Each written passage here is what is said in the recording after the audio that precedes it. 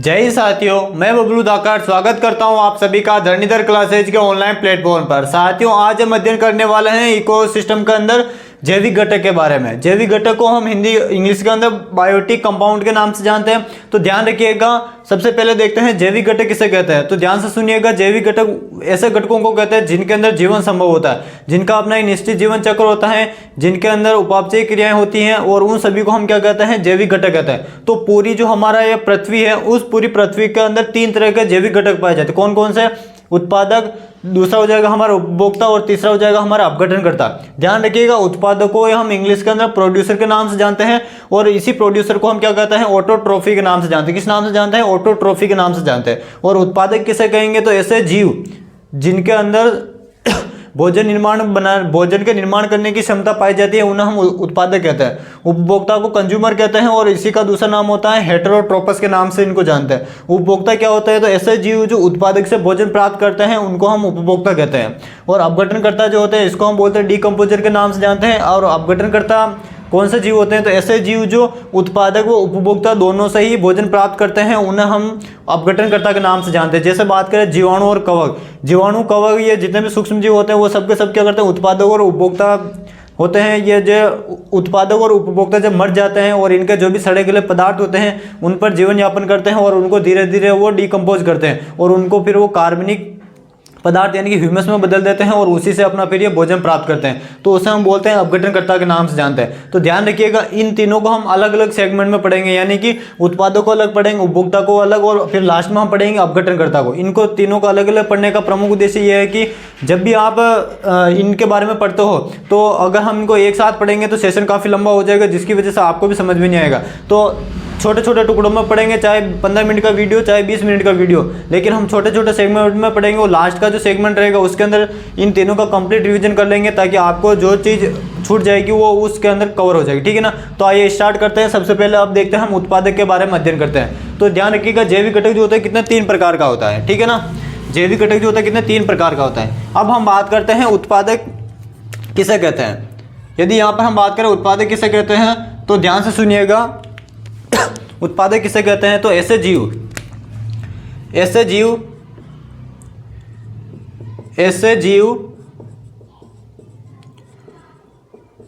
जो अपना भोजन स्वयं बना लेते हैं। ऐसे जीव जो अपना भोजन स्वयं बना लेते हैं, और ऐसे जीव को हम क्या बोलते हैं, स्वयं पोषी बोलते हैं। स्वयं पोषी यानी कि स्वयं के द्वारा पोषी जीव क्या कहलाता है, हमारा स्वयं पोषी कहलाता है, और उसी को हम क्या कहते हैं, उत्पादक के नाम से जानते हैं। तो ये परिभाषा इंपॉर्टेंट है, याद रखिएगा। ऐसे जीव जो अपना भोजन स्वयं बना लेते हैं, स्वयं पोषी कहलाते हैं, और स्वयं पोषी को हम क्या कहते हैं, उत्पादक या फिर प्रोड्यूसर या फिर ऑटोट्रॉफी के नाम से जानते हैं। ये आपको ध्यान रखना, ठीक है ना? अब यदि हम बात करें, ये जो उत्पादक होता है, इनको आधुनिक, अब ये कौन कौन से उत्पादक होते हैं, ये हम थोड़ी देर बाद में देखेंगे। इसके प्रकार के अंदर आपको समझ में आ जाएगा। जो आधुनिक, जो हमारा पारितंत्र है, आधुनिक जो हमारा इकोसिस्टम है, उसके अंदर ये जो उत्पादक जो होता है, उत्पादक को आधुनिक इकोसिस्टम में उत्पादों को क्या कहा गया है, तो परावर्तक कहा गया है। क्या कहा गया है? इसको परावर्तक कहा गया। अब भी परावर्तक क्यों कहा गया, तो थोड़ी देर बाद में हम कारण समझेंगे। पहले इतना ध्यान रखिएगा, उत्पादक को क्या कहा गया है, परावर्तक या फिर ट्रांसड्यूसर कहा गया है। ट्रांसड्यूसर क्या कहा गया है, ट्रांसड्यूसर कहा गया है। ये आपको ध्यान रखना है, ठीक है ना? तो आधुनिक पारिस्थितिकी तंत्र में उत्पादक को क्या कहा गया है, परावर्तक कहते हैं। क्या कहते हैं? परावर्तक कहते हैं। इसको परावर्तक क्यों कहते हैं, तो ध्यान रखिएगा, परावर्तक इसलिए कहते हैं क्योंकि यह प्रकाश, CO2, जल आदि को किस में बदल देता है, ये भोजन में बदल देता है। किस में बदल देता है? भोजन में बदल देता है। और इसी कारण से जो उत्पादक जो होता है, इसी को क्या कहा गया है, परावर्तक कहा गया है। ये सब के सब जो होते हैं, ये अल्टीमेटली किसके माध्यम से बदलते हैं, तो ध्यान रखिएगा, ये प्रकाश संश्लेषण के माध्यम से बदलते हैं। किसके माध्यम से बदलते हैं? प्रकाश संश्लेषण के माध्यम से बदलता है, ठीक है ना? प्रकाश संश्लेषण की जो प्रक्रिया होती है पादपों के अंदर, या फिर हम बात करें उत्पादक के अंदर, उनके द्वारा प्रकाश जो हमारा वातावरण का जो प्रकाश होता है, जो सूरज से आता है, वो वाला CO2 और जल, इन तीनों को आपस में मिश्रित करके इन तीनों का प्रकाश संश्लेषण के माध्यम से क्या बना देते हैं, ये भोजन बना देते हैं। और इसी कारण से इनको परावर्तक कहते हैं। यानी परावर्तक का शाब्दिक अर्थ होता है यानी परिवर्तन करने वाला। परिवर्तन किस किस में होगा, प्रकाश, CO2 और जो जल था इसका परिवर्तन किसके अंदर होगा, हमारे भोजन के अंदर होगा। इसी कारण से उत्पादों को क्या कहा जाता है, परावर्तक यानी कि ट्रांसड्यूसर कहा जाता है आधुनिक इकोसिस्टम के अंदर। ये आपको याद रखना, ठीक है ना। ये एग्जाम के अंदर पूछा जाता है कि मॉडर्न इकोसिस्टम में परावर्तक कौन होते हैं, तो ध्यान रखिए उत्पादों को क्या गया है मॉडर्न इकोसिस्टम के अंदर ट्रांसड्यूसर कहा गया, फिर परावर्तक कहा गया, ये हमें याद रखना, ठीक है ना। तो इसका फटाफट से आप स्क्रीनशॉट लीजिए। फिर हम देखते हैं उत्पादक के प्रकार के बारे में अध्ययन करते हैं। जनरली साथियों उत्पादक जो होता है ये दो प्रकार का होता है। कितने प्रकार का होता है, दो प्रकार का होता है, ठीक है ना। जो हमारा उत्पादक जो होता है ये कितने दो प्रकार का होता है। कौन कौन सा, तो एक तो होता है प्राथमिक उत्पादक और एक होता है द्वितीयक उत्पादक। एक तो होता है प्राथमिक उत्पादक और एक होता है हमारे द्वितीयक उत्पादक। तो इसके प्रकार की बात करें कितने प्रकार का हो जाएगा, ये दो प्रकार, ठीक है ना। नंबर फर्स्ट जो आ जाएगा वो आ जाएगा हमारे प्राथमिक, नंबर फर्स्ट पे आ जाएगा प्राथमिक उत्पादक। क्या आ जाएगा, प्राथमिक उत्पादक। और इसी को हम बोलते हैं प्राइमरी प्रोड्यूसर। क्या बोलते हैं, प्राइमरी प्रोड्यूसर के नाम से इसको जानते हैं। इसकी परिभाषा क्या होगी, तो इसकी जो परिभाषा हो जाएगी वो सिंपल से इसकी परिभाषा हो जाएगी, वे जीव जो प्रकाश संश्लेषण, वे जीव जो प्रकाश संश्लेषण की सहायता से भोजन या फिर ऊर्जा आदि प्राप्त करते हैं, उन्हें हम क्या कहते हैं, प्राथमिक उत्पादक कहते हैं। ध्यान रखिएगा प्राथमिक उत्पादक के अंदर प्रकाश संश्लेषण की क्रिया देखने को मिलेगी, लेकिन जो हमारा द्वितीयक उत्पादक आएगा उसके अंदर आपको कभी भी प्रकाश संश्लेषण की क्रिया देखने को नहीं मिलेगी। तो ध्यान रखिएगा ये अंतर भी पूछा जा सकता है कि प्राथमिक उत्पादक के अंदर कौन सी विशिष्ट प्रक्रिया होती है, तो कौन सी होती है विशिष्ट प्रक्रिया, उसका नाम क्या हो जाएगा, हमारे प्रकाश संश्लेषण। तो ध्यान रखिएगा प्राथमिक उत्पादक जो होते हैं वो क्या करते हैं, प्रकाश संश्लेषण की सहायता से क्या बनाते हैं, भोजन या फिर ऊर्जा आदि को ये प्राप्त करते हैं, या इसी कारण से इनको हम क्या नाम देते हैं, उत्पादक को हम स्वयंपोषी नाम देते हैं। क्या नाम देते हैं, स्वयंपोषी नाम देते हैं। ये आपको याद रखना, ठीक है ना। अब यदि हम बात करें इसके उदाहरण की, प्राथमिक जो उत्पादक होता है इसके उदाहरण कौन है, तो इसके उदाहरण कौन सा हो जाएगा, एक तो हो जाएगा हमारे स्थलीय पारितंत्र के लिए।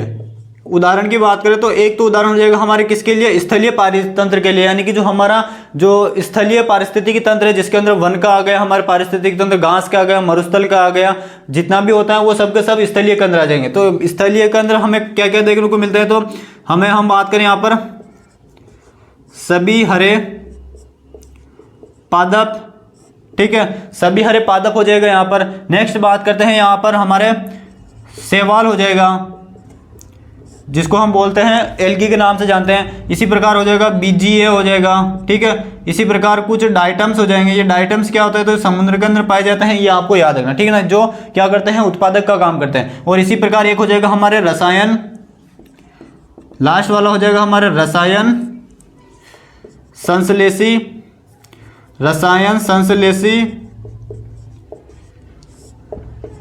जीवाणु। क्या हो जाएगा, रसायन संश्लेषी जीवाणु। ये सब के सब जो होते हैं क्या होते हैं, स्थलीय पारिस्थितिकी तंत्र के अंदर हमारे उत्पादक का काम करते हैं, ये आपको ध्यान रखना, ठीक है ना। इसी प्रकार एक आता है हमारे जलीय पारिस्थितिकी तंत्र। कौन सा, जलीय पारिस्थितिकी तंत्र। जलीय पारिस्थितिकी तंत्र के अंदर कौन उत्पादक होता है, तो ध्यान रखिएगा एक तो हो जाएगा हमारे पादप पलवक। कौन हो जाएगा, पादप पलवक, जिसको इंग्लिश के अंदर हम बोलते हैं फाइटो प्लैंकटन के नाम से जानते हैं। किस नाम से जानते हैं,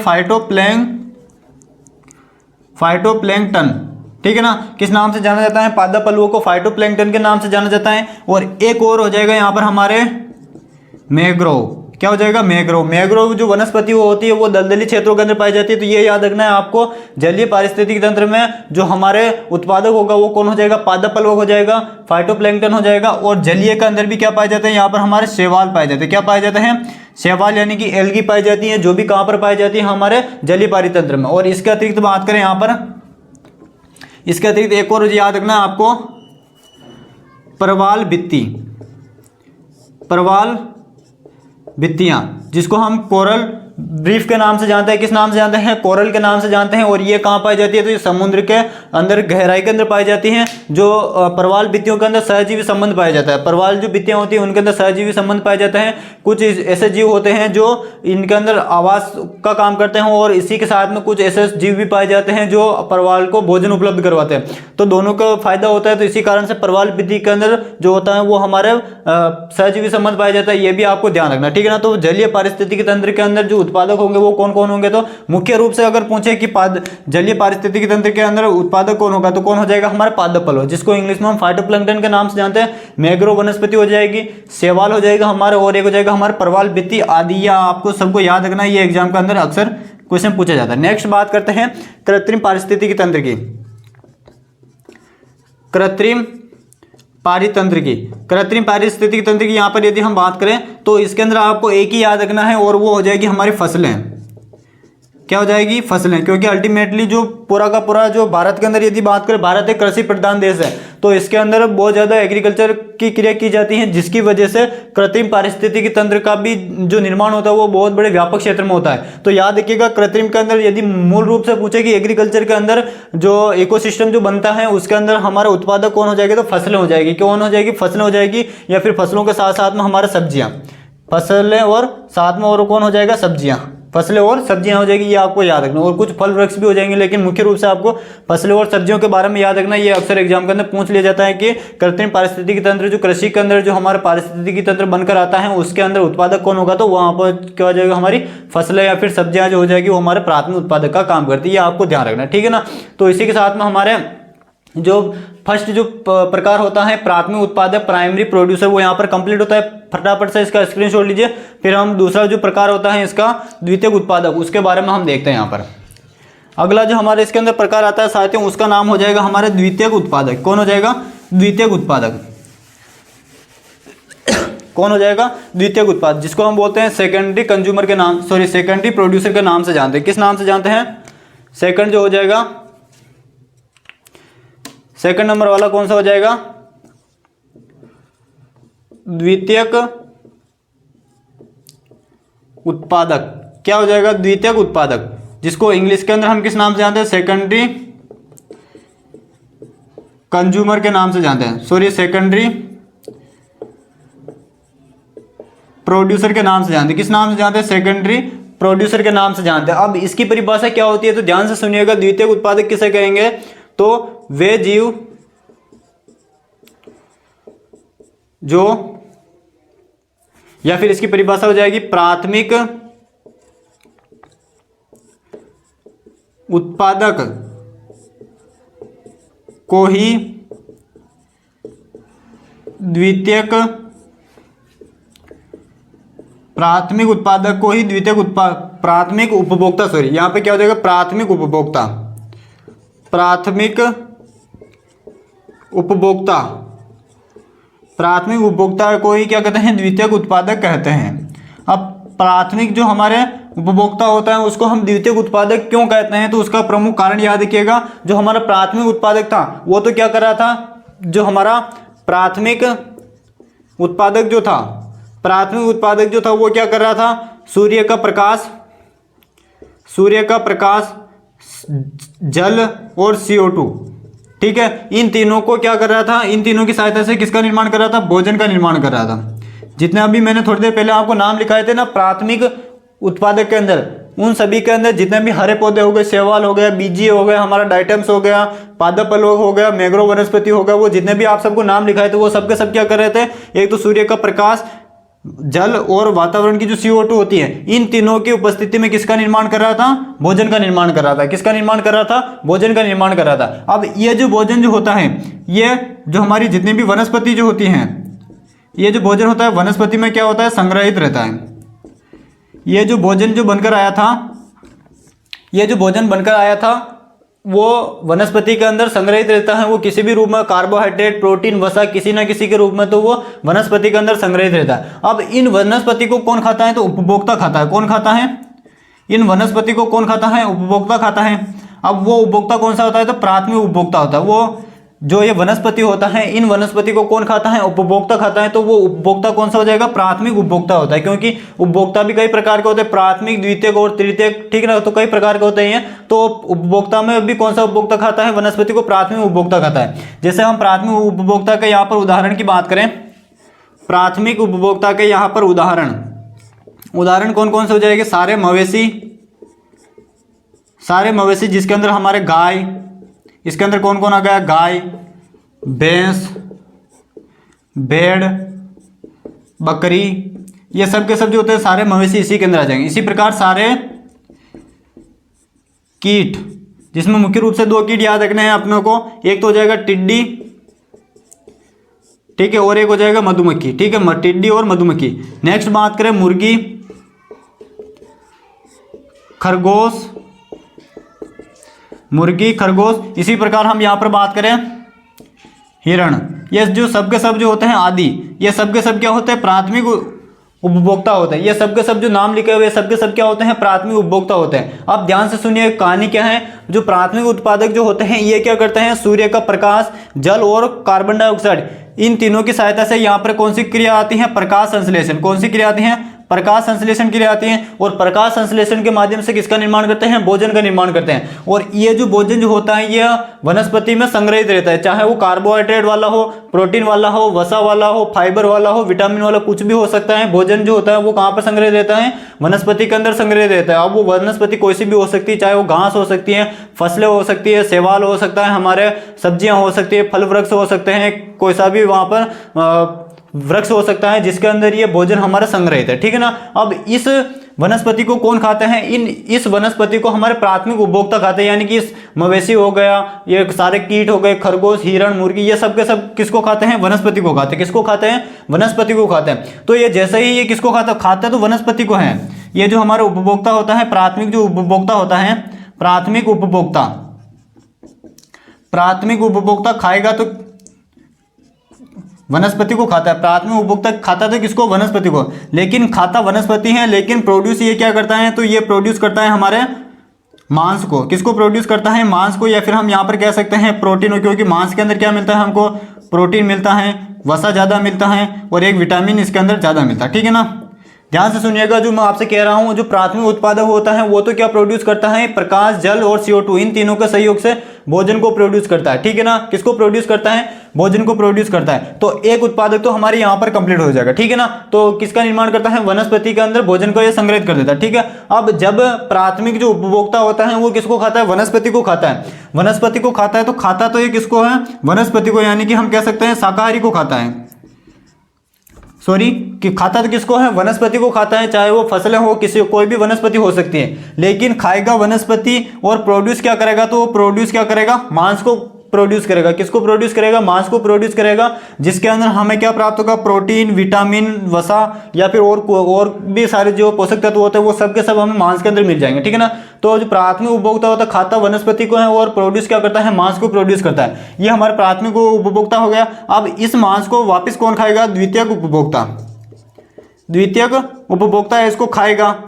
इस मांस को कौन खाएगा? द्वितीय उपभोक्ता खाएगा। तो द्वितीय उपभोक्ता जो था मांस को खाएगा, तो ये वापस किसको प्रोड्यूस करेगा? मांस को ही प्रोड्यूस करेगा। किसको प्रोड्यूस करेगा?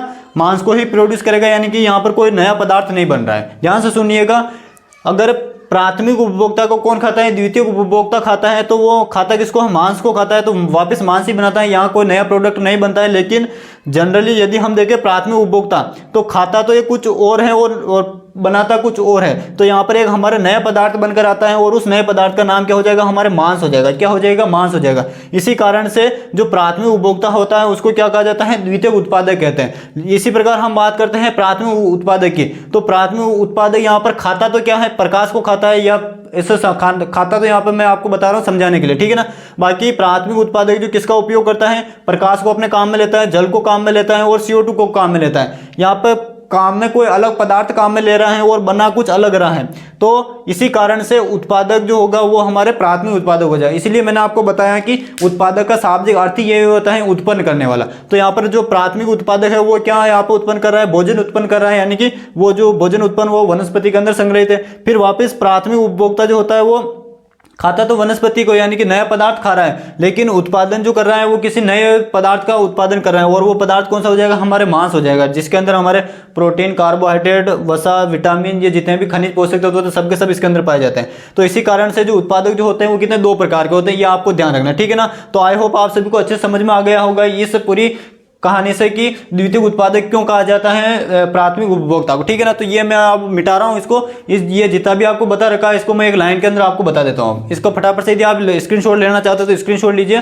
फिर हम थोड़ा और आगे बढ़ते हैं, ठीक है ना। तो ये हो जाएगा हमारे द्वितीयक उपभोक्ता। द्वितीयक उपभोक्ता का आप प्राथमिक उपभोक्ता का आप यहाँ पर उदाहरण याद रखना जो आपके सामने लिखे हुए हैं, सारे के सारे मवेशी और सारे कीट, मुर्गी, खरगोश, हिरण, ये सब के सब याद रखना, ये एग्जाम का अंदर अक्सर पूछा जाता है, तो ध्यान रखिएगा। तो द्वितीयक उत्पादक जो होते हैं ये क्या करते हैं, जो यहाँ पर मैं लाइन लिख रहा हूँ इस लाइन से आपको याद आ जाएगा, ठीक है ना। ये जो द्वितीयक उत्पादक जो होते हैं ये खाते तो क्या हैं, खाते तो क्या हैं, अब यहाँ पर क्या खाते हैं, तो यहाँ पर मैं लिख देता हूँ वनस्पति में, ये किसको खा रहे हैं, वनस्पति को खाते हैं, गाय भैंस से हरा चारा खाते हैं। तो वनस्पति में संग्रहित भोजन, जब ये वनस्पति को खाएंगे अल्टीमेटली तो वनस्पति में संग्रहित भोजन इनके पेट में जाएगा। तो खाते तो क्या है, ये वनस्पति में संग्रहित भोजन, खाते तो क्या है, वनस्पति में संग्रहित भोजन, और बनाते क्या हैं, बनाते क्या हैं, तो क्या बनाते हैं, ये हमारे बनाते हैं मांस, क्या बनाते हैं, मांस, या फिर यहां पर हम लिख सकते हैं प्रोटीन, वसा, विटामिन आदि, ये सब बनाकर दूसरे जीव को देते हैं, ठीक है ना। तो इस लाइन से आपको याद आ जाएगा, इसी कारण से इनको क्या कहा जाता है, द्वितीयक उत्पादक कहते हैं, ठीक है। और इसी नोट के अंदर याद रखना, केवल ये जो क्षमता होती है ना, खाते तो क्या वनस्पति को खाएंगे और क्या बनाएंगे, ये मांस को बनाएंगे, वनस्पति को खाएंगे और किसको बनाएंगे, मांस को बनाएंगे। तो प्रकृति में यह क्षमता केवल प्राथमिक उत्पादक में ही होती है, सॉरी द्वितीयक उत्पादक में तो है, प्रकृति में यह क्षमता केवल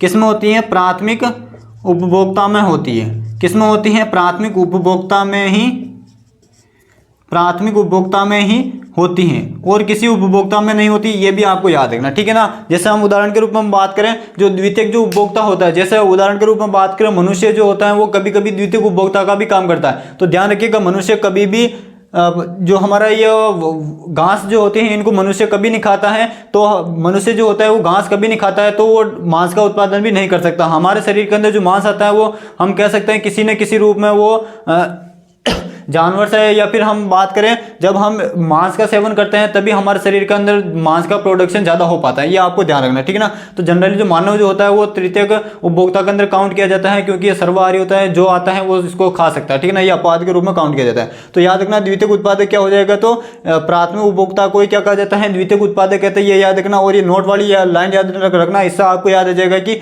ये खाते तो क्या है, वनस्पति को खाते हैं हमारे प्राथमिक उपभोक्ता, और बनाते क्या है, तो मांस को बनाते हैं। और ये जो क्षमता होता है प्रकृति में केवल और केवल प्राथमिक उपभोक्ता के अंदर ही पाई जाती है और किसी उपभोक्ता के अंदर नहीं पाई जाती है। तो ये आपको याद रखना, ठीक है ना। आई होप आप सभी को अच्छे समझ में आ गया होगा। इसी के साथ में हमारे जो उत्पादक वाला जो टॉपिक होता है वो यहाँ पर कंप्लीट होता है। अब इसके बाद में नेक्स्ट वाला जो सेशन आएगा उसके अंदर हम उपभोक्ता के बारे में चर्चा करेंगे। जो उपभोक्ता जो होता है वो भी फिर से दो तरह का होता है और उनके बारे में हम अध्ययन करेंगे कि उपभोक्ता के अंदर हमें क्या क्या चीज़ें याद रखनी है, क्या क्या प्रश्न बन सकते हैं, और एक हम श्रृंखला के माध्यम से समझने की प्रयास करेंगे कि उपभोक्ता को हम कैसे याद रख सकते हैं, ठीक है ना। तो मिलते हैं नेक्स्ट सेशन में, तब तक के लिए जय हिंद जय भारत।